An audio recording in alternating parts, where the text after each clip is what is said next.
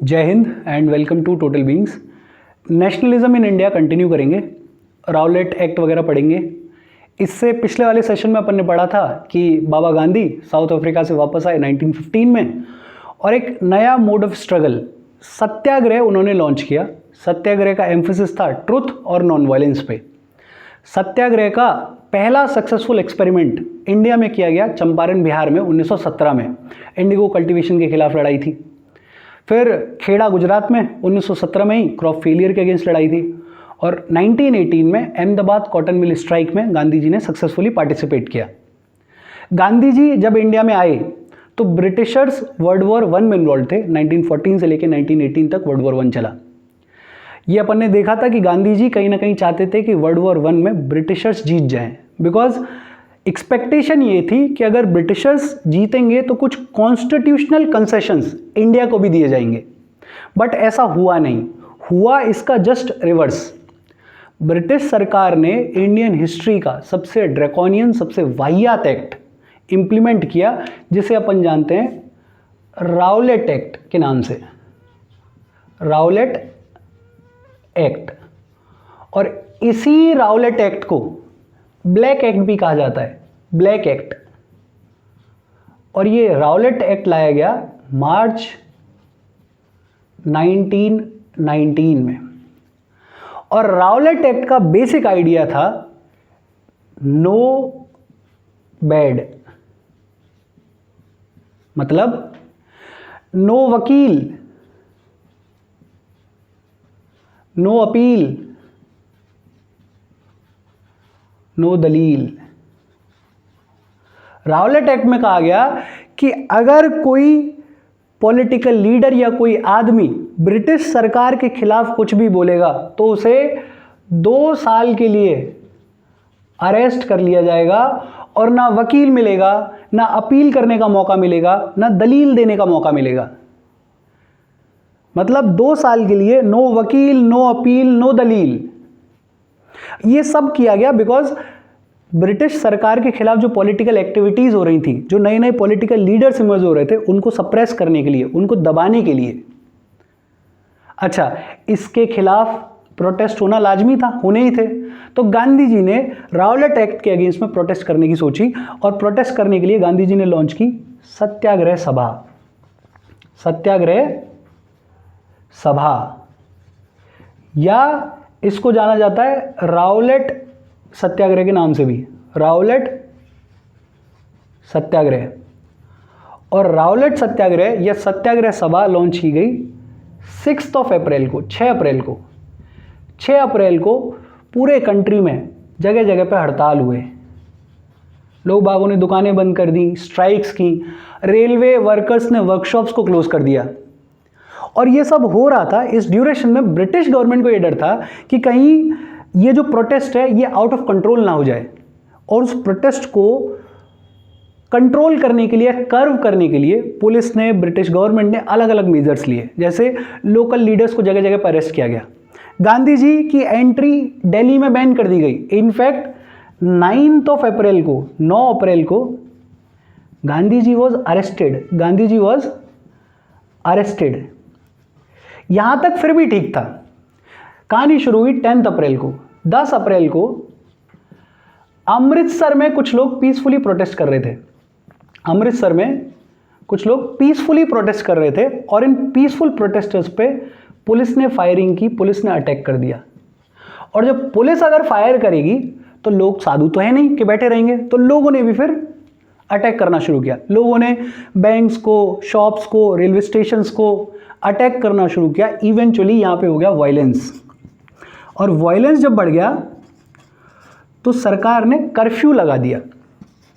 Curfew या फिर ये कहें कि मार्शल लॉ लगा दिया और कमांड दे दी गई जनरल डायर को।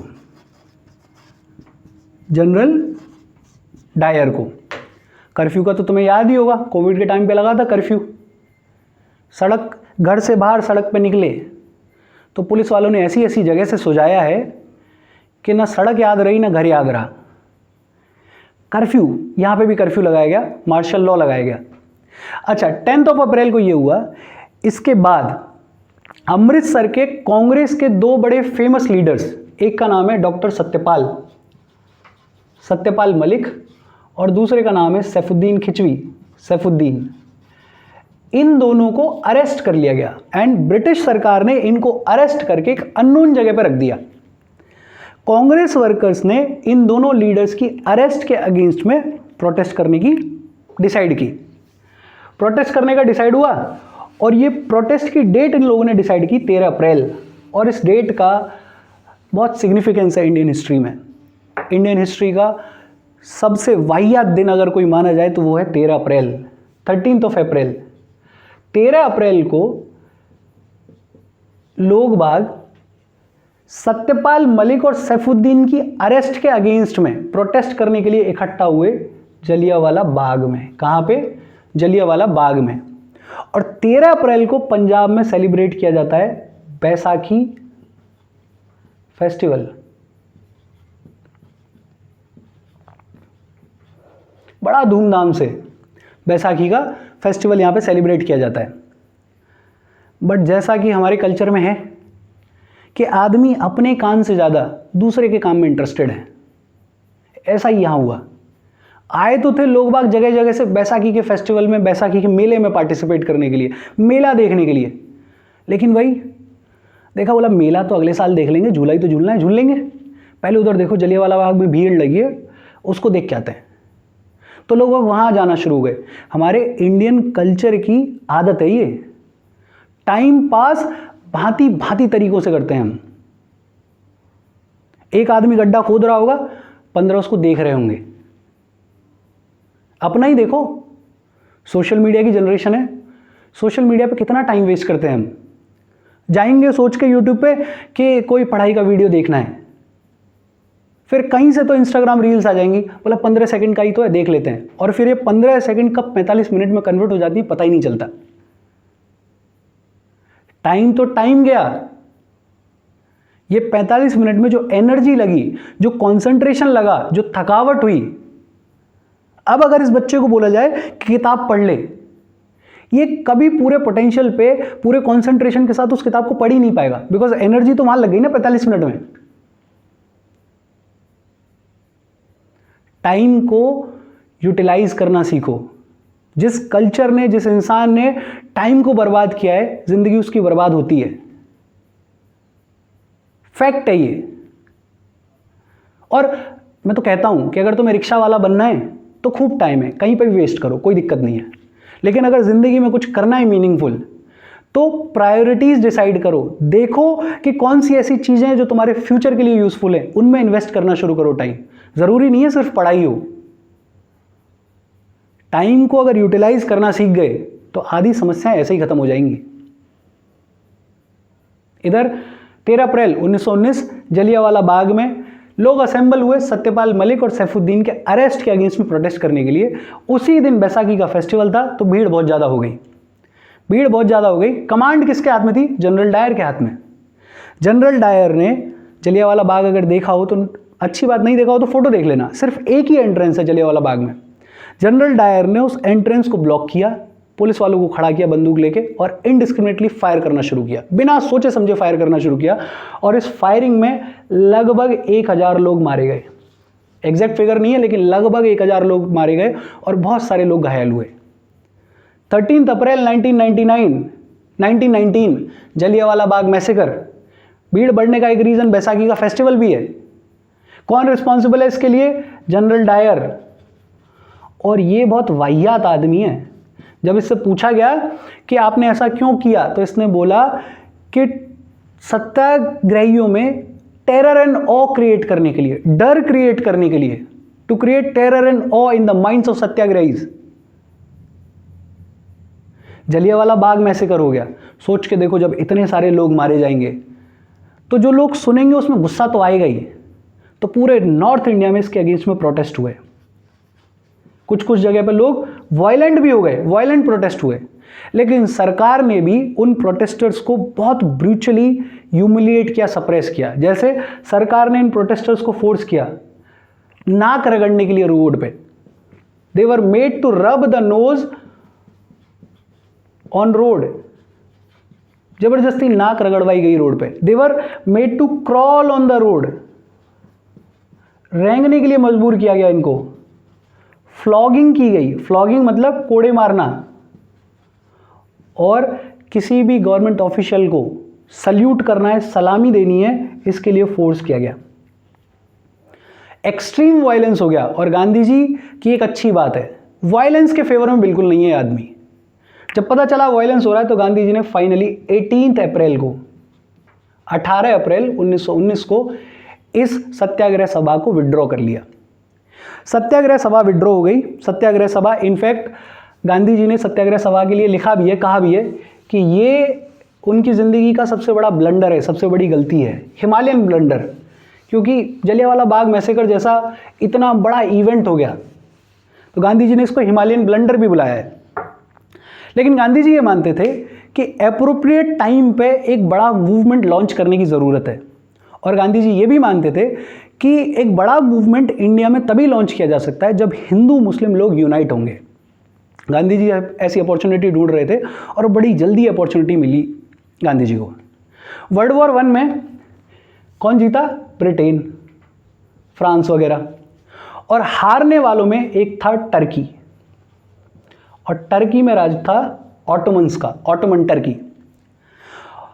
ऑटोमन एम्पायर का जो राजा हुआ करता था, जो एम्परर हुआ करता था, वो एम्परर तो था ही, साथ ही साथ वो कैलिफ भी होता था। कैलिफ या फिर कह लो खलीफा, और खलीफा होता था इस्लामिक वर्ल्ड का या इस्लामिक नेशंस का spiritual head, spiritual head of Islamic world. और जब ये हार गया तो जो जीतने वाली पावर्स थी उन्होंने इसकी पावर्स को कर्व करने की, इसकी पावर्स को ख़त्म करने की बातचीत की। बोला कि इसको हटाओ यहाँ से, हार गया, इसको निकालो यहाँ से, क्या स्पिरिचुअल हेड, क्या कैलिफ, क्या, इसको हटाने के लिए वो लोग तैयार थे। और जब पूरे दुनिया के मुसलमान लोगों को ये पता चला कि हमारे स्पिरिचुअल हेड को हटाया जा रहा है, उसकी पावर्स को छीना जा रहा है, तो पूरे दुनिया में इसके अगेंस्ट में प्रोटेस्ट हुए। इंडिया में भी इंडिया के मुसलमानों ने इसके अगेंस्ट में प्रोटेस्ट किए, और इस प्रोटेस्ट को लीड किया दो भाइयों ने, अली ब्रदर्स ने। अली ब्रदर्स ने, एक भाई का नाम है मोहम्मद अली और दूसरे का नाम है शौकत अली। इन दोनों भाइयों ने इस खलीफा की पावर्स को जो छीना जा रहा था उसके अगेंस्ट में प्रोटेस्ट करने के लिए एक मीटिंग रखी, और वो मीटिंग हुई बॉम्बे में। बॉम्बे में कब हुई? मार्च 1919। मार्च 1919 में एक चीज और हुई है, अभी पढ़ के आए अपन, राउलेट एक्ट मार्च 1919 में आया। कनेक्टिविटी, चीज़ों को जोड़ना सीखो, इजी रहेगा चीज़ों को याद करना। मार्च 1919 में अली ब्रदर्स ने, मोहम्मद अली और शौकत अली ने एक मीटिंग रखी, उसको लीड किया, और इस मीटिंग का रिजल्ट था खिलाफत कमेटी का फॉर्मेशन।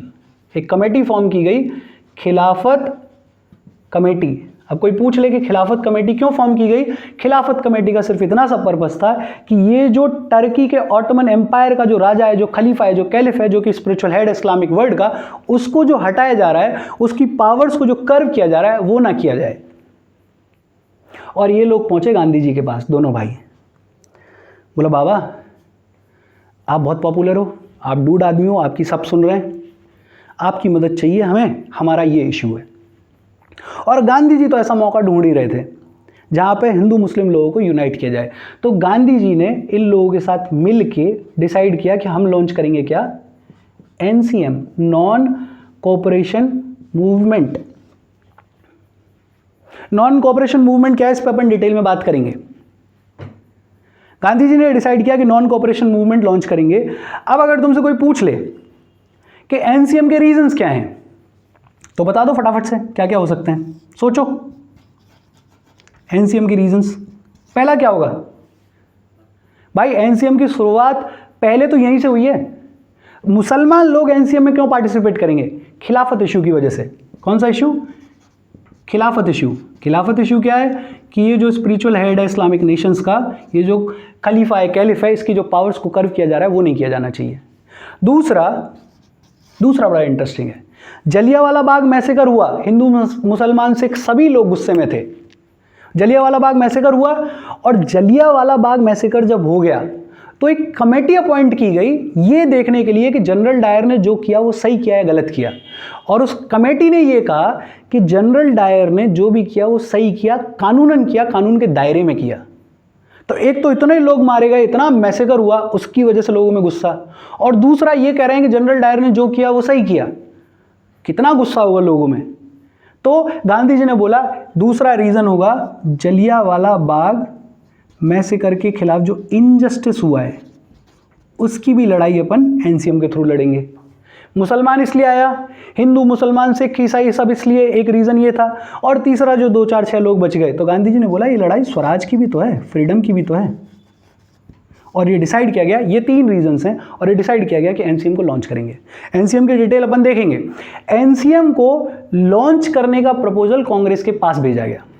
अच्छा, कांग्रेस का फॉर्मेशन कब हुआ है जनरल नॉलेज के लिए? 1885 में। और कांग्रेस की अगर वर्किंग तुम लोग देखोगे तो कांग्रेस हर साल के दिसंबर के महीने में मिला करती थी। मतलब साल के एंड में एक मीटिंग हुआ करती थी, उस मीटिंग में अपना एक प्रेसिडेंट चुना जाता था और फिर रेजोल्यूशन पास किया जाता था, और जो भी मुद्दा होता था उस पर 1 साल के लिए काम किया जाता था। लेकिन एनसीएम इतना अर्जेंट था कि पहली बार कांग्रेस दिसंबर से पहले सितंबर में मिली। सितंबर 1920 में मिली, और कहाँ मिली? कैलकाटा में मिली। और इस कैलकाटा वाले सेशन में, कांग्रेस के कैलकाटा वाले सेशन में, कांग्रेस के ऑलमोस्ट सारे लीडर्स इस चीज के खिलाफ थे, खिलाफत इश्यू के खिलाफ थे। लीडर्स का कहना यह था कि यार ऑटोमन एम्पायर की बात है, टर्की का खलीफा है, हमें क्या लेना देना, हमारे यहां के जो इश्यूज हैं उन पे एनसीएम करो ना, खलीफा से हमको क्या लेना देना। तो ऑलमोस्ट सभी लीडर्स ये चाहते थे कि खिलाफत इश्यू को इंक्लूड नहीं किया जाए। लेकिन सितंबर के महीने में ये हुआ, और रेगुलर सेशन होता था दिसंबर में। अभी बताया मैंने तुम्हें, लगभग 2-3 महीने थे बीच में। 2-3 महीने में अली ब्रदर्स ने और गांधी जी ने पूरा भारत घूमा। गांधी जी ने सभी कांग्रेस लीडर से बातचीत करी और बातचीत करके समझाया कि क्यों हमें खिलाफत इश्यू को भी एनसीएम में इंक्लूड करना चाहिए। और रिजल्ट ये हुआ कि कांग्रेस का जो रेगुलर सेशन होता था दिसंबर 1920 में, जो रेगुलर सेशन हुआ ये हुआ नागपुर में। कहाँ हुआ? नागपुर में। इस सेशन में कांग्रेस के लीडर्स ने अग्री किया कि हमें एनसीएम को लॉन्च करना चाहिए और खिलाफत issue, Jallianwala Bagh massacre, injustice और स्वराज, इन तीनों को इंक्लूड करना चाहिए।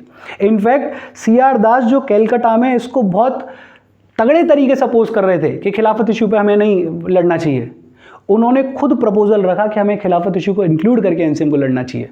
एबिलिटी देख रहे हो गांधी जी की, कि 2 महीने में सारे कांग्रेस के लीडर्स तैयार कर लिए उन्होंने, अपनी बात मनवा ली। ये भी एक आर्ट है कि आप किसी से अपनी बात मनवा लो। एनसीएम क्या है वो डिटेल में अगले सेशन में देखेंगे। इसमें कोई डाउट है यहाँ तक प्लीज़ कमेंट। बाकी बस अपना ध्यान रखो, माता पिता का ध्यान रखो। Thank you very much.